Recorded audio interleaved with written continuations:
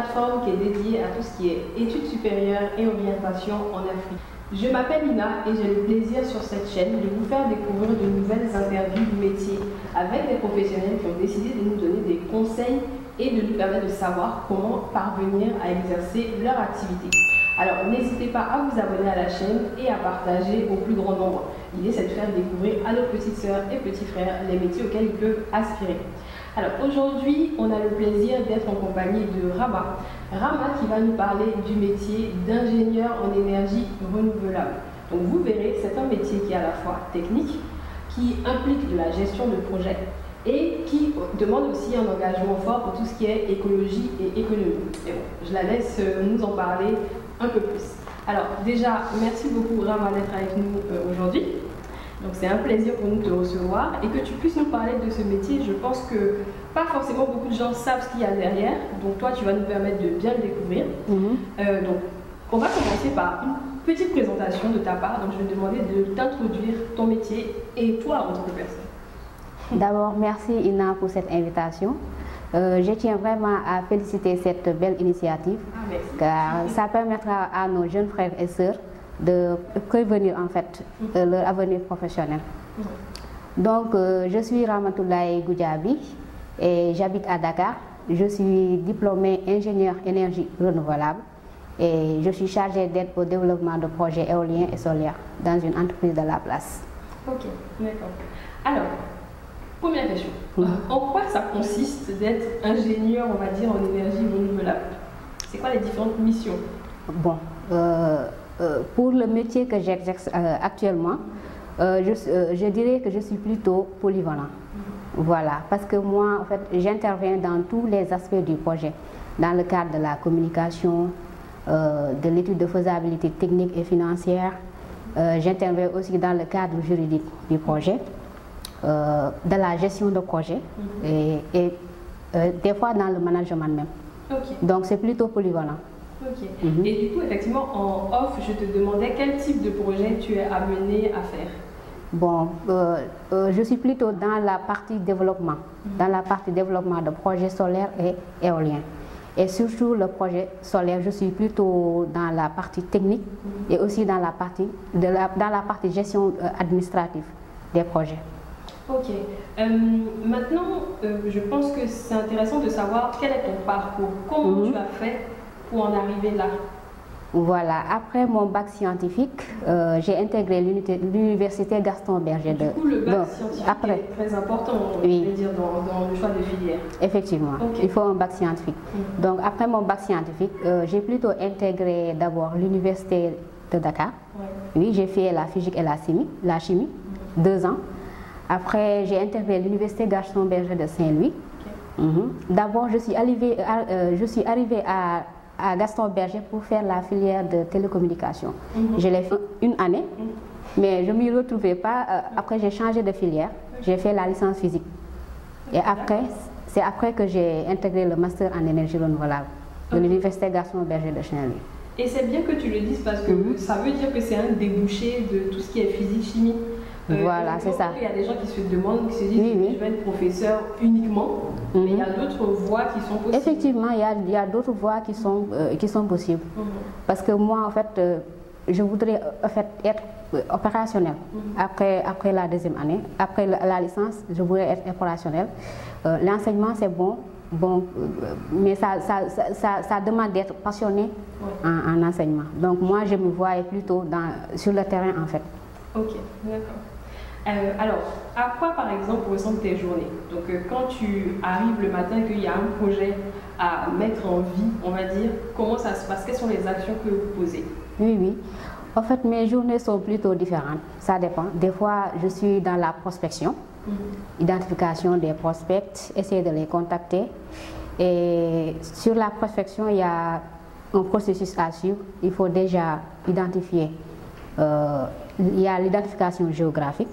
Oui, il y a des logiciels que tu utilises pour voir l'optimisation de sa surface et voir si c'est adapté ou bien. Bon, c'est plutôt technique. Donc c'est dans le cadre de la profession. Avant de prospecter le client, il faut d'abord avoir toutes ces informations-là. Des fois, je suis dans la partie communication. Oui, la communication digitale. Je gère la page LinkedIn de notre entreprise, la page Facebook et tout.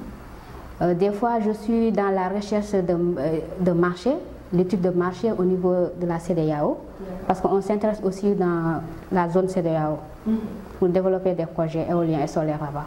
Ok, donc si j'entends bien, il y a une partie technique, en même temps communication et commerciale. Et commerciale, donc la gestion de projet, c'est très transverse en fait. Voilà, c'est ça. Je fais que du technique. Non, je ne suis pas tout le temps sur la technique.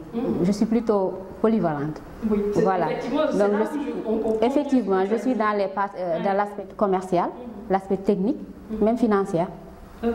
Voilà, c'est ça. Effectivement, oui, gestion de projet, donc c'est toi qui as l'enveloppe.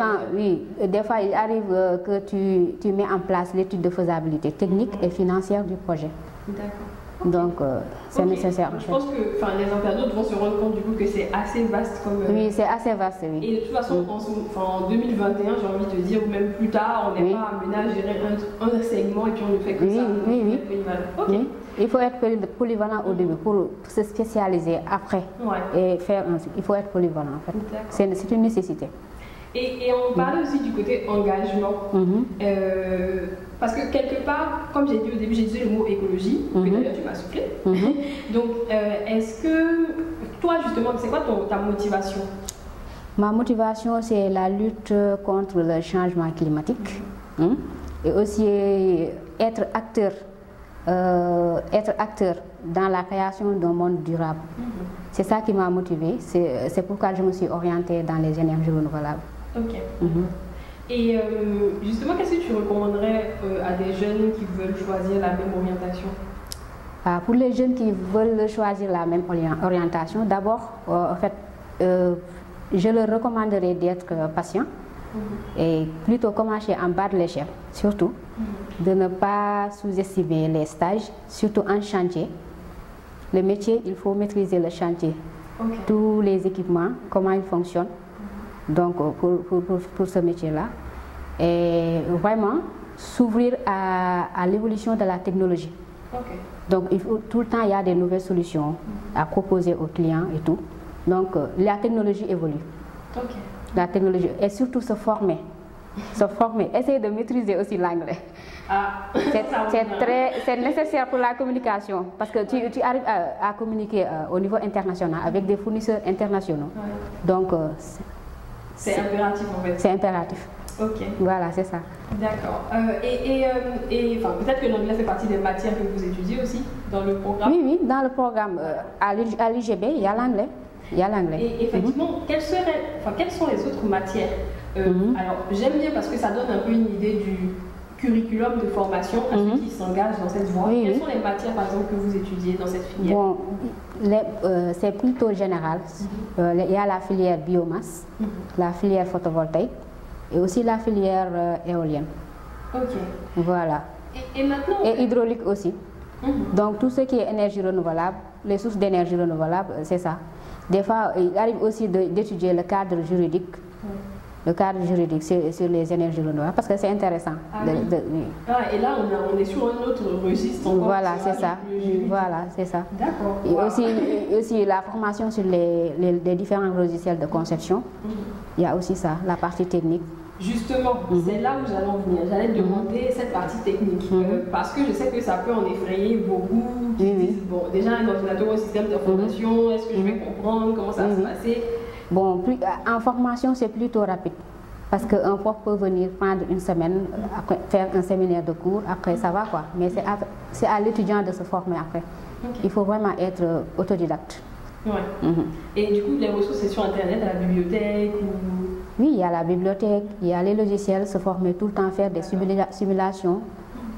Voilà, c'est ça. Et suivre aussi des webinaires sur l'évolution de la technologie, tout ce qui touche à la filière. Donc il y a les webinaires, donc on peut se former avec les webinaires. D'accord. Et comment, là je vais creuser un peu, est-ce qu'il y a des choses du matériel que vous touchez, comme tu disais les chantiers, ça veut dire qu'à un moment donné tu vas sur le terrain? Effectivement, des fois je passe plutôt mon temps au bureau, mais il arrive parfois que je me déplace sur le chantier, les visites de site. Oui, étudier la charge du client déjà. Donc, il arrive à brancher certains matériels pour l'étude de charge et ça peut prendre 2 semaines. Après, tu viens et tu relèves la puissance et tout pour faire la simulation avec. Donc, c'est nécessaire. Donc. Ok, de maîtriser, d'être aussi une personne de terrain, quoi. Oui, il faut être une personne de terrain, d'être réactif. Ok, d'accord. Et c'est bien que tu dises ça parce que, enfin, clairement, on voit la polyvalence, mais on voit aussi que, en fait, c'est quelque chose que tu as appris peut-être dans l'expérience professionnelle. Effectivement. Tu ne connaissais pas forcément tous les aspects juridiques quand tu as commencé. Non. Voilà, mais tu as eu la les aspects, oui. Ok. Je voulais juste souligner ça parce que ça, vraiment, il faut intégrer que maintenant, on ne peut plus faire un métier où on est dans son coin et qu'on n'est pas assez... il faut être ouvert, quoi. Il faut être ouvert, oui. Ok. Est-ce qu'il y a des avantages que toi, tu vois à faire ton métier? Effectivement, il y a beaucoup d'avantages. Déjà, tu apprends beaucoup. Tu ne t'ennuies pas, il n'y a pas de routine. Il n'y a pas de routine. À chaque fois, tu découvres de nouvelles connaissances. Il y a toujours de nouvelles connaissances à apprendre. Il y en aura toujours, en tout cas. Parce que la technologie, déjà, elle évolue. Donc, il y a beaucoup à apprendre. Tu apprends toujours. D'accord. Donc, effectivement, ceux qui veulent rester dans qui ont cette valeur-là, on va dire, c'est important. Est-ce qu'à contrario, il y a des inconvénients que toi, tu vois? Pour l'instant, donc, je ne vois pas d'inconvénients. Pour l'instant. Pour l'instant, non. Tout est bien, tout va bien dans le meilleur des mondes. Oui, pour l'instant, je ne vois pas d'inconvénients en fait. Parce que du coup, en termes d'impact aussi que toi tu veux avoir par rapport à l'environnement et tout, tu t'y retrouves. Oui, je m'y retrouve. Ok. C'est ça. Alors, est-ce que quelque chose t'a surpris quand tu as commencé à travailler? Ce qui m'a surpris. Peut-être par rapport à ce que tu avais connu à l'école ou ce qu'on t'en avait dit. Et puis quand tu es arrivé, tu as dit, ah, ça c'est légèrement différent ou je ne m'attendais pas à ça. Oui, effectivement, c'est tellement différent. En formation et en entreprise, c'est trop différent. C'est trop différent. La formation, c'est plutôt limité. Donc, il faut. Le métier, ça te permet d'être proactif, être autodidacte, de se former. Tu te formes en fait. Tu te formes. C'est toi, il faut que tu te formes pour être à la hauteur. Et en plus, peut-être d'autant plus parce que c'est un nouveau, on va pas dire c'est un nouveau métier, mais relativement nouveau. On dit bien énergie renouvelable et je ne pense pas qu'il y a 50 ans, les gens s'intéressaient à ça. Donc forcément, c'est un métier aussi qui est en définition. Oui, effectivement. Oui, c'est un métier en évolution en fait. C'est un métier en évolution, donc il y a beaucoup d'opportunités. Il y a beaucoup d'opportunités parce que on voit toujours des recruteurs, des avis de recrutement sur les ingénieurs, techniciens, énergie renouvelable. Il y en a toujours. En plus, la filière énergie renouvelable est en phase de développement. Donc c'est un métier d'avenir en plus. Donc il y en aura toujours les opportunités. Et à part la formation que tu as suivie au Sénégal, il y en a d'autres au Sénégal ou au niveau régional, on va dire Afrique de l'Ouest, dont tu as entendu parler ou c'est vraiment celle-là que tu connais? Au niveau régional, il y en a au Burkina Faso, je pense. Oui, la 2IE, oui, il y en a au Burkina Faso. Ok, d'accord, ils font ça. Ok. C'est une école qui est très connue. En plus, c'est un master interuniversitaire. Donc, même les Togolais peuvent intégrer l'école. Effectivement. Les Ivoiriens, oui, parce que moi-même, en fait, j'avais des camarades comme Togolais, Ivoiriens, Mauritaniens. C'est un master interuniversitaire. C'est bien effectivement que tu précises parce que Edukia en plus promeut tout ce qui est formation, on va dire interrégionale. Donc on peut aller à l'étranger, se former. Effectivement. Et la 2IE, j'espère que je dis bien le nom de l'école, est sur Edukia. Donc toutes les informations aussi, n'hésitez pas à vous reporter à la fiche école.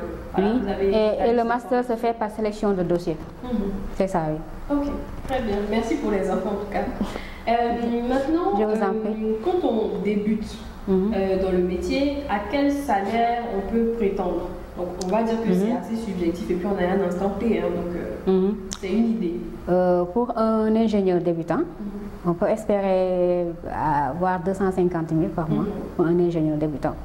Et après, le salaire peut évoluer. Tout à fait, on est d'accord sur ça. Effectivement. Et en termes d'évolution, comme on a dit, c'est relativement nouveau.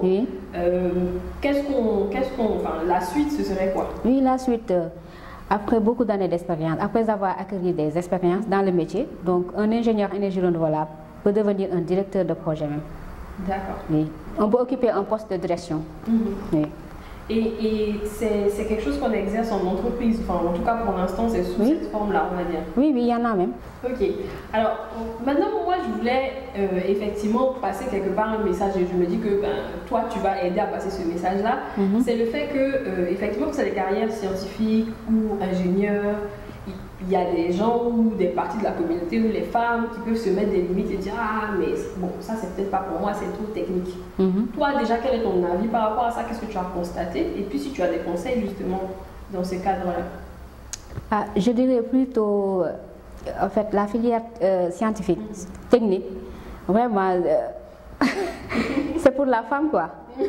Parce que la femme est de nature polyvalente, donc on peut arriver à gérer beaucoup de choses en même temps. Donc, pour ce métier-là, donc il faut être à la base polyvalente, être à la hauteur de gérer beaucoup de choses en même temps. Donc, organisation. Oui, être organisé, vraiment surtout, être organisé et vraiment aussi s'intéresser aux détails. Okay. Oui, aux détails, surtout les projets, il faut vraiment s'intéresser aux détails parce que s'il y a une erreur ou quelque chose comme ça, donc si tu ne t'intéresses pas aux détails, tu ne pourras pas voir l'erreur en fait. D'accord. Et tu me disais que dans la filière que tu avais suivie, enfin à l'époque, du coup, il n'y avait pas forcément beaucoup de femmes aussi. Si effectivement, déjà en formation, on était 3. On était 3 dans la classe. Mesdames, mesdemoiselles, vous savez un peu ce qu'il vous reste à faire. En tout cas, n'hésitez pas en fait, parce qu'il y a une place, on va dire. Si, il y a une place pour les femmes. Il y a une place pour les femmes. On a beaucoup de choses à faire là-bas. Ouais. Ok, bon, vous avez entendu Rama, c'est pas moi qui l'ai dit. Alors, je vais peut-être te demander si toi tu veux rajouter quelque chose. Bon, ce que je peux rajouter, c'est conseiller aux jeunes de s'intéresser à la filière. Déjà, les jeunes qui veulent s'intéresser à la filière, de savoir ce qui leur attend. Donc, pour les compétences, donc, je l'ai déjà dit, donc, il faut aussi maîtriser l'anglais. Il faut déjà maîtriser l'anglais, être réactif, être polyvalent, se former. Donc il faut se former. Donc la formation en classe ne suffit pas en fait. Il faut se former en entreprise. Donc il faut se former en entreprise. Donc et de ne pas être trop pressé, être patient. Commencer en bas de l'échelle, de ne pas sous-estimer de travailler en chantier. Moi, j'ai travaillé avec des ouvriers, j'ai installé des centrales, donc on apprend beaucoup en chantier. Ok. Effectivement, c'est important de le mentionner parce que je sais qu'il y a des jeunes qui peuvent, enfin, peut-être nous tous, on s'est dit quelque part, je vais commencer, je vais directement chef de département. Non, on commence assistant, chargé de, voilà, et après on grimpe, enfin on va dire. Moi j'ai fait un stade d'assistante chef de projet, donc presque je faisais tout en fait. Donc le métier de chef de projet, donc je peux le maîtriser. Il faut être, c'est ça. Parce que tu as appris déjà, on va dire, les bases. Effectivement. Ok, d'accord. Donc il ne faut pas être pressé, il faut être patient. Patient et acquérir des compétences pour être à la hauteur après. Ok, donc je pense que vous avez entendu Rama. N'hésitez vraiment pas à opter pour cette filière si tout ce qui est engagement, notamment écologique, on a parlé aussi d'économie, vous intéresse. Parce que du coup c'est des métiers d'avenir, en tout cas moi j'y crois et je pense que Rama aussi du coup. En tout cas ça a été un plaisir pour nous de te recevoir. C'est partagé. Merci. C'est partagé vraiment. Parce que tu nous as ouvert, on va dire, à un périmètre, en tout cas un univers qu'on ne visualisait pas forcément, on ne savait pas ce qu'il y avait à l'intérieur. Et aussi tu nous as parlé du côté technique complètement. Donc très intéressant. Alors, ce que je tiens à rappeler, c'est que sur Eduquia, vous avez la possibilité justement de découvrir, comme le métier de Rama, d'autres métiers qui vont vous permettre de faire un choix éclairé par rapport à votre avenir professionnel. Donc n'hésitez pas à vous abonner à la chaîne, à suivre la page Facebook et puis à partager aussi tous nos contenus au plus grand nombre. Donc moi en tout cas j'espère que ainsi nous allons créer des vocations. Pourquoi pas, c'est le souhait. Oui, voilà. Et en attendant, je vous dis à très bientôt sur eduquia.com.